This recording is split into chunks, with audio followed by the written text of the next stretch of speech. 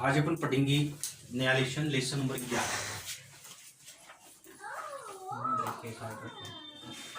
ठीक है, अब देखो बेटा, इसमें 3 टॉपिक अपने पास।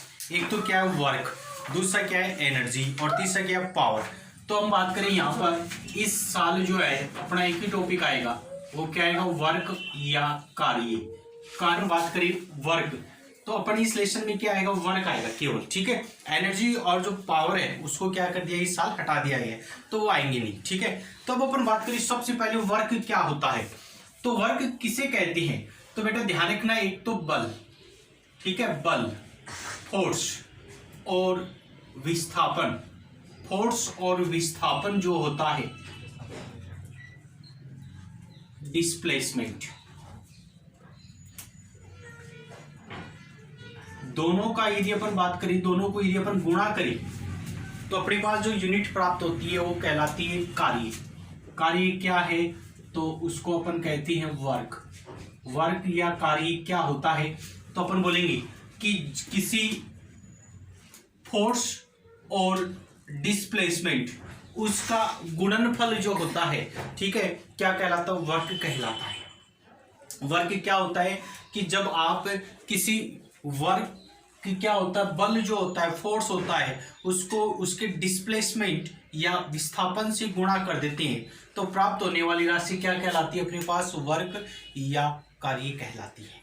ठीक है, अब देखो कोई भी चीज है, माना अपने पास कोई ये बड़ी सी क्या है, बड़ी सी मान लो कोई बस है और इसको आप धक्का दे रहे हो, इस बस को आप धक्का दे रहे हो, ठीक है, इसको फोर्स लगा रही हो आप, इसको धक्का दे रहे हो बेटा, ठीक है, और मान लो ये जो बस है वो सरक नहीं दे रही है, अपनी जगह पर कांस्टेंट है, कोई भी चीज अपनी जगह पर कांस्टेंट है, इसका मतलब उसमें विस्थापन कितना होगा, डिस्प्लेसमेंट कितना होगा, विस्थापन कितना होगा, तो विस्थापन की वैल्यू कितना रहेगी, तो उसको रहेगी 0। विस्थापन कितना होगा, ये सरक नहीं रही है, यदि ये सरकती तो वर्क होता, लेकिन ये सरक नहीं रही है, डिस्प्लेसमेंट का मान कितना होगा, 0। विस्थापन अपनी जगह से कितनी दूर जा रही है, तो कितनी दूर नहीं जा रही है, तो वर्क की वैल्यू कितनी होगी, 0। क्यों होगी, क्योंकि विस्थापन 0 है, और किसी संख्या को आप 0 से गुणा करोगे तो प्राप्त होने वाली यूनिट भी कितनी होती है, 0। ठीक है, क्योंकि इसको डिस्प्लेसमेंट का मान 0 है, इसका मतलब क्या हुआ, ये 0 है। ठीक है, अब मानो अब कोई चीज अपने पास, ठीक है, उस पर अपन फोर्स नहीं लगा रहे हैं, फोर्स का मान 0 है, किसी कारण से अपन फोर्स नहीं लगा रहे हैं और चीज अपने आप ही सड़ गई, मान लो कोई चीज, ठीक है, अपने आप ही वो है एक स्थान से दूसरे स्थान पर चली गई, फोर्स नहीं लगा रहे अपन और अपने आप ही चली गई, तो इसका मतलब डिस्प्लेसमेंट तो हो रहा है, उसमें एक स्थान से दूसरे स्थान पर जा रही है, यानी यहां से कोई चीज यहां जा रही है, इसका मतलब डिस्प्लेस हो रही है, एक स्थान से दूसरे स्थान पर जा रही है। तो मैं कहता हूं कि फोर्स जो है उस पर तो 0 मान है, इसका फोर्स का मान कितना मान लिया हमने, 0, तो मैं कहता हूं कि डिस्प्लेसमेंट तो कुछ हो रहा है इसका, तो कार्य कितना होगा, तो कार्य कितना होगा, तो भी 0 ही होगा।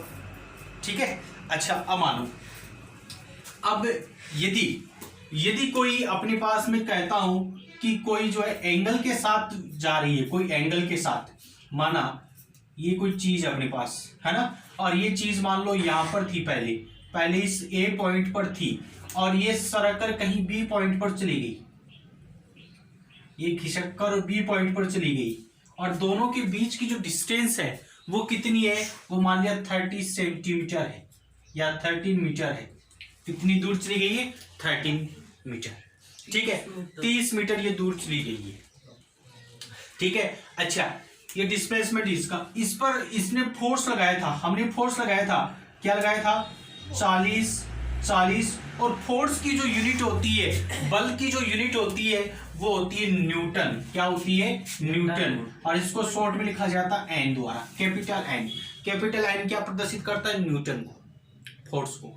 ठीक है, तो इस पर हमने क्या किया, कोई वर्क अप्लाई किया, ठीक है, इस पर कोई हमने फोर्स जो है वो अप्लाई किया, तो वर्क का मान कितना होगा, तो वर्क का मान कितना होगा, W बराबर कितना होगा, F गुना H। F का मान कितना बेटा, कितना है, 40 गुना और इसका मान 30, तो कितना हो गया, 1200 क्यों? 4 × 12 और 1200 हो गया। अच्छा, मैं कहता हूं कि इसकी यूनिट क्या होगी, इसकी यूनिट अभी अपन आगे बात करेंगे। इसकी यूनिट कई होती है, इसके एक बार मैं यूनिट लिख देता हूं, जूल। क्या लिख दे दिया मैंने? जूल। क्लियर? जूल की है ना? हाँ, जूल इसी की होती है, ठीक है। और एनर्जी की भी ली जाती है जूल, ठीक है, दोनों की ली जाती है। कार्य की भी जूल होती है और इसकी भी ली जाती है। अब ध्यान से समझो, मान लो कोई किसी एंगल से आता है, मान लिया ये वस्तु अपने पास यहां पर है, ठीक है, और हमने इस पर क्या किया, इस पर हमने फोर्स लगाया, फोर्स इस डायरेक्शन में लगाया, मान लो फोर्स इस डायरेक्शन में हम लगा रहे हैं और वस्तु इधर की ओर जा रही है, ठीक है। जब ये हमने फोर्स इधर की ओर लगाया और वस्तु इधर की ओर जा रही है, ठीक है, तो ये जो घटक होता है बेटा, ये घटक, ठीक है, ये ध्यान रखना है। तो अपन क्या फॉर्मूला लगाएंगे, तो वर्क का आपको फॉर्मूला लगाना है, W बराबर F H cos थीटा। क्या लगाना है? F H cos theta. cos theta की जगह कोस थीटा कोई एंगल दे दे आपको, 13 दे दे, 14 दे दे, 50 दे दे, 60 दे दे, ठीक है, 90 दे दे, 180 दे दे, कितना भी दे दे, 180 दे दे, 120 दे दे, कितना भी एंगल दे दे, तब अपन को क्या लगाना है? W बराबर F H cos theta. Clear? Sir S का मतलब क्या है? एस विस्थापन, डिस्प्लेसमेंट, कितनी दूरी जा रही है वो चीज एक स्थान से दूसरे स्थान पर कितनी दूरी तक जा रही है, वो कहलाता है एस। एफ अपन फोर्स, कार्य जो लगा रही है वो, तो डी क्यों बनेगा? क्या डी नहीं लगाना, अपन को एस होता है, इसका एस द्वारा प्रेजेंट किया जाता है, ठीक है। तो W बराबर क्या हो जाएगा? F H cos थीटा, ठीक है। बात करें कि जब कोई एंगल से कोई वस्तु अपन फोर्स लगा रहे हैं, तो अपने को फॉर्मूला लगाना F H cos theta, F H cos theta, ये अपन को फॉर्मूला लगाना, ठीक है। अच्छा, अब देखो, माना ये हमारे पास कोई वस्तु है बेटा, और इस वस्तु पर हमने इसके इधर फोर्स लगाया, इधर की तरफ, ठीक है, और ये वस्तु क्या हुई? इधर की तरफ ही चली गई। वस्तु पर हमने इधर धक्का दिया और इधर धक्का देने पर वो वस्तु भी इस डायरेक्शन में चली गई, या हमने क्या किया, इधर धक्का दिया और वस्तु भी उसी डायरेक्शन में चली गई।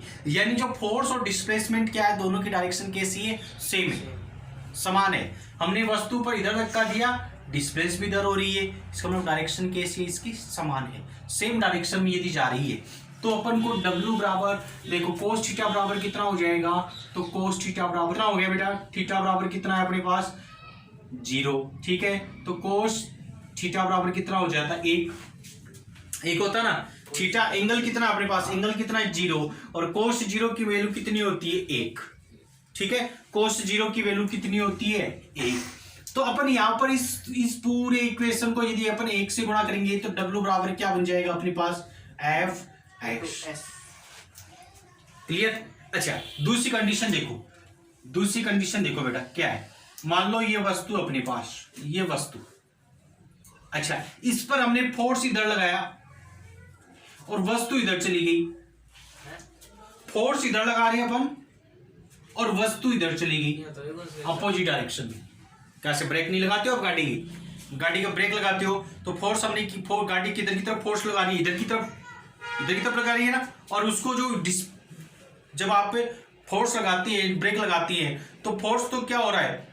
गाड़ी तो आगे की तरफ जा रही है ना, फोर्स तो आगे तरफ, और इसको रोक कौन रहा है? वो फोर्स रोक रहा है ना, ब्रेक लगा रही हो, तो क्या हुआ? उल्टा हो गया इसमें काम, गाड़ी रुक जाती है ना, ठीक है। तो यहाँ पर क्या हुआ? फोर्स जो है, यदि फोर्स इस डायरेक्शन में लगा और वस्तु इधर की तरफ चली जाए, उल्टा काम हो जाए, ठीक है, इधर की तरफ चला गया, उल्टी डायरेक्शन में चला जाता है। तो देखो थीटा बराबर कितना हो जाएगा? थीटा बराबर कितना हो गया? 180। 180 डिग्री हो गया। अच्छा, कोस 180 का मान कितना होता है? कोस 180 का मान कितना होता है? साइन कोस वाला नहीं पढ़ा गया? कोस इसका होता है -1। कितना होता है? -1। कोस 90 का मान कितना होता है? 0। कोस 90 का मान कितना होता है? 0, ठीक है। कोस 90 का मान कितना होता है? 0। अच्छा, कोस 0 का मान कितना होता है? 1, ठीक है। तो क्या हो जाएगा? W बराबर क्या हो जाएगा? F H. क्या हो जाएगा? W बराबर माइनस एफ एच। वर्ग माइनस में आ गया। ठीक है। अच्छा अब मान लो थर्ड कंडीशन देखो। थर्ड मान लो कि थीटा बराबर 30 डिग्री है। थीटा बराबर कितना है? 30 डिग्री है। 30 डिग्री है। मान लो ये वस्तु अपन ने फोर्स लगाया इस डायरेक्शन में, ठीक है, और वस्तु इधर की तरफ चली गई। मान लो इसकी इस प्रकार से फोर्स इधर लगा रही है अपन और वस्तु इधर जा रही कुछ एंगल से, 13 एंगल से मान लिया हमने, ठीक है। तो cos 30 बराबर कितना होता है? cos 30 बराबर अंडर रूट 3/2 होता है, अंडर रूट 3/2। अच्छा तो अपने पास फॉर्मूला क्या बन जाएगा? W बराबर F H dot under root 3/2। Condition देखनी आपको कि कहां से वो आ रहा है, ठीक है। एक ये तो अपने पास क्या है कि जब वो वस्तु क्या हो, डिस्प्लेस हो, अपनी एक्सिस पर क्या हो, डिस्प्लेस हो। अब बेटा क्या होता है कि एक कंडीशन ऐसी भी होती है, मान लो कोई चीज है और गुरुत्व आकर्षण के कारण, ग्रेविटेशनल फोर्स के कारण वस्तु ऊपर या नीचे जा रही है। जब भी वस्तु ऊपर या नीचे जाए ना, तो आपको कौन सा फोर्स लगाना है? ग्रेविटेशनल। कौन सा लगाना? गुरुत्वीय बल, ठीक है। तो इसके कारण क्या होता है बेटा कि पृथ्वी क्या करती है? हर वस्तु को अपनी ओर नीचे की तरफ आकर्षित करती है क्या? हाँ, आप पत्ता गिरता हुआ हमेशा नीचे की तरफ ही क्यों आता है? क्योंकि पृथ्वी क्या करती है? वस्तुओं को अपनी ओर आकर्षित करती है, ठीक है। इस कारण से आता है वो नीचे, ठीक है। अब मैं कहता हूं कि जो फोर्स कितना लगता है जब भी कोई वस्तु ऊपर से नीचे जाए या नीचे से ऊपर जाए, ये फोर्स, ये फॉर्मूला कब लगाना है? जब कोई वो है अपनी एक्सिस से ऊपर लेफ्ट राइट हो तब। जब कोई वस्तु ऊपर या नीचे जाए तो वहां पर कौन सा फोर्स लगाना आपको? गुरुत्वीय बल, ग्रेविटेशनल फोर्स। इसका फॉर्मूला होता है बेटा F बराबर होता है m.g, ठीक है। m तो क्या? उस वस्तु का भार, जो वस्तु ऊपर या नीचे जा रही है। मान लो ये कोई अपने पास कोई बॉक्स है और ये बॉक्स क्या हो रहा है, इसको अपन क्या कर रहे हैं? ऊपर की ओर उठा रहे हैं, ठीक है। जब इसको अपन ऊपर की ओर उठा रहे हैं, मान लो इसका वजन कितना है? m है। कितना है? m, ठीक है। और g जो होता है वो ग्रेविटेशनल फोर्स होता है, गुरुत्वीय बल होता है, गुरुत्वीय त्वरण होता है, एक्सीलरेशन होता है, गुरुत्वीय त्वरण के कारण वस्तु क्या होती है? नीचे की तरफ आती है, ठीक है। अच्छा तो F बराबर क्या लगाना आपको? m.g। g का मान आपको याद रखना बेटा, g का मान होता है 9.8 मीटर पर सेकेंड स्क्वायर। क्या फॉर्मूला के कितनी वैल्यू होती है? g का मान आपको याद रखना है 9.8 मीटर पर सेकेंड स्क्वायर। कितना मान होता है g का? g का होता है 9.8 गुणा 10 की पावर 9.8 गुणा मीटर पर सेकेंड स्क्वायर, ठीक है, ये होता है। अब देखो बेटा, इसको अपन जब भी न्यूमेरिकल करो ना आप, तो इसको गुणा भाग के लिए सरल रहे तो अपन इसकी वैल्यू कितनी मान सकते हैं? 10। कितनी मान सकते हैं? 10 मान सकते हैं। अच्छा ये तो है F का मान। अब मैं कहता हूं कि वर्क का कितना मान होगा? वर्क का हमने क्या किया बेटा, ये वस्तु थी और इसको सरका कर और हम अपन यहां तक ले गए इसको खींचकर, ठीक है। तो कितनी डिस्प्लेसमेंट हुआ? मान लो इसको मैं हाइट लिख रहा हूं h, क्या लिख रहा हूं? h। भैया उसमें तो डिस्प्लेस हो रहा है, एक स्थान से दूसरे स्थान पर जा रही है, तब तो विस्थापन। और ऊपर नीचे जाती है तो इसको क्या लिखेंगे अपन? हाइट, ऊंचाई। कितनी ऊंचाई तक ऊपर नीचे जा रही है, तब आप क्या लिखोगे? h, ठीक है, h। तो W बराबर क्या हो जाएगा बेटा? mg गुणा h। ये फॉर्मूला आपको याद रखना है। कब? ये फॉर्मूला तब लगाओगे आप जब वस्तु ऊपर या नीचे की तरफ जा रही है, तो ऊपर नीचे बराबर हो, ठीक है ना। ऊपर या नीचे की तरफ जाएगी तब तो आपको लगाना है W बराबर mgs, और बाएं दाएं कहीं जा रही है तो आपको लगाना है W बराबर fs cos थीटा।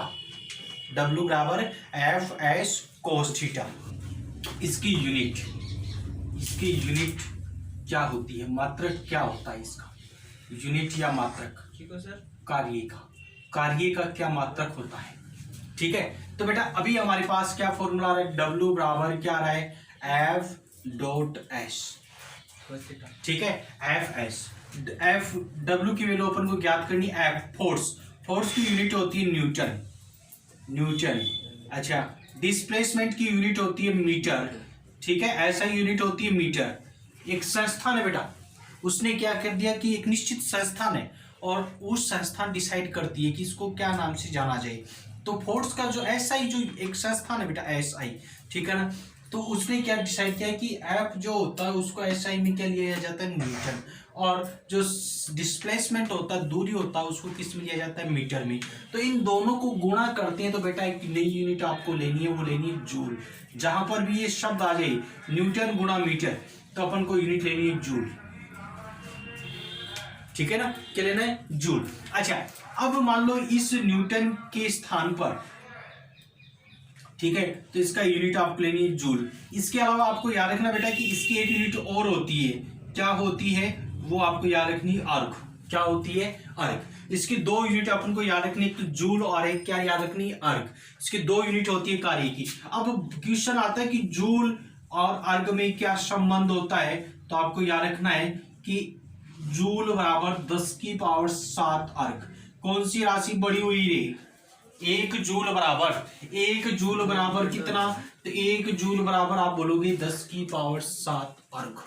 10 के आगे 7 जीरो, यानी 6 जीरो, 6 को ये खुद होगी 7, टोटल 7 जीरो होगी, ठीक है।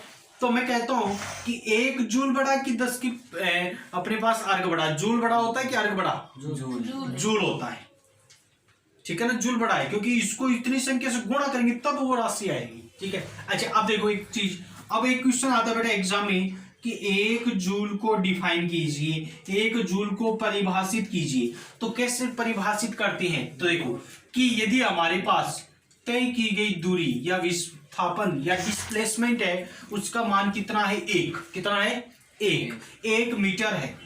तय की गई दूरी कितनी है, 1 मीटर, और हमारे पास लगाया गया जो फोर्स है, बल है, उसका मान भी कितना, 1 न्यूटन। इसका मान 1 है, इसका मान 1 है, तो 1 को 1 से गुणा करेंगे तो क्या आ जाएगा, 1 जूल। तो आप बोलोगे कि जब तय की गई दूरी जो है उसकी मान जो है 1 मीटर है और लगाए गए बल का मान कितना है, 1 न्यूटन, तो प्राप्त होने वाला जो कार्य होगा वो कितना होगा, 1 जूल होगा। बेटा बुक का एग्जाम्पल नंबर 1 देखते हैं, इसके बारे में क्या है कि इसमें दे रखा है कि ड्यूरिंग ए टूर, एक टूर के दौरान क्या है, यू पुट ए बैग, एक बैग उठाते हो आप, एक बैग है उसको उठा रहे हो, और उस बैग का जो वजन है, उसका वजन जो है वह वजन कितना है बेटा, एम कितना है, वह है 12 केजी। उसका वजन कितना, एक बैग है और उस बैग को अपन उठा रहे हैं जिसका वजन कितना है, 12 KG, from ground to your bag. उसको आप जमीन से उठा रहे हैं और कहां तक उठा रहे हैं, अपनी पीठ पर तक उठा रहे हैं, ठीक है ना, ऊपर उठा रहे हैं आप, ठीक है। अच्छा, 1.5 एच कितनी है, हाइट कितनी है, वो जमीन पर पड़ा था और आपकी पीठ तक आ रहा है यहां तक, तो कितनी हाइट तय कर रहा है, 1.5 मीटर, इतनी दूरी तय करता है। Calculate the work done, work done है वो ज्ञात करना है। अब बेटा आपको मैंने 2 फॉर्मूले बताए थे वर्क के। पहला फॉर्मूला बताया था W बराबर एफ एच कोस थीटा, दूसरा फॉर्मूला मैंने बताया W बराबर एम जी एच। 2 फॉर्मूले बेटा, ठीक है। तो आप मेरे को ये बताओ कौन सा फॉर्मूला लगाओगे, क्योंकि जब भी कोई चीज उठाओगे या नीचे लेके आओगे तो फॉर्मूला ये लगाना। अच्छा, W, G का मान निश्चित, G का मान कितना होता है, निश्चित, कितना, 10 मीटर पर सेकंड स्क्वायर, ठीक है। अब यहां पर रखोगे तो कितना आ जाएगा, mgh, तो m का मान कितना, 12 kg, g का मान कितना, 10, h का मान 1.5, तो इसको करोगे तो ये कितना हो गया, 1.12 और 6 कितनी हो गया, 18, 18 को 10 से करोगे 180, 180 हो गया। यूनिट क्या लगाओगे इसकी, जूल, क्लियर, 180 जूल आ जाता है अपना पास इसका उत्तर, ठीक है। दूसरा क्वेश्चन देखो, पहले दूसरा क्वेश्चन और देखते हैं अपन। चलो next question number 2, example number 2 क्या है, ए पर्सन, एनएम लिखे हुए का मतलब क्या है, कहां पर, एनएम, एनएम क्या बताया था, एम न्यूटन गुणा मीटर होता है ना, जूल को प्रदर्शित करता है ना, न्यूटन गुणा मीटर। अच्छा, वो भी लगा सकते हो आप। ठीक है। अच्छा अब देखो, एक person is pulling an object with a rope and exert 5 newton force. अच्छा अपने पास फोर्स के मान कितना दे रखा है इस सवाल में, 5N। एन मतलब क्या होता है, न्यूटन। ठीक है, एफ का मान कितना दे रखा है ये। अच्छा मेकिंग एंगल थीटा बराबर कितना दे रखा है, 30 डिग्री एंगल दे रखा है। अच्छा आगे क्या है, calculate the work done displace an object 20। अच्छा डिस्प्लेसमेंट का मान कितना देगा, 20 मीटर है क्या, सेंटीमीटर मीटर। ठीक है। अच्छा इसने क्या कर रखा है कि इसने ये भी दे रखा है कि cos 30 का मान कितना होता है, cos 30 का मान होता है √3/2 और इसको सरल करके इसने बता रखा है कि इसका मान कितना होता है। इसको सरल करते हो 0.866। तो आपको गुणा भाग में दिक्कत नहीं आई, इसलिए इसने ये भी दे रखा है। अच्छा अब बताओ कौन सा फोर्स लगाओगे, वस्तु सरक रही है एक स्थान से दूसरे स्थान पर, तो अपने पास W बराबर क्या लगाओगे, F/s cos थीटा। ठीक है। अच्छा F का मान कितना है, 5।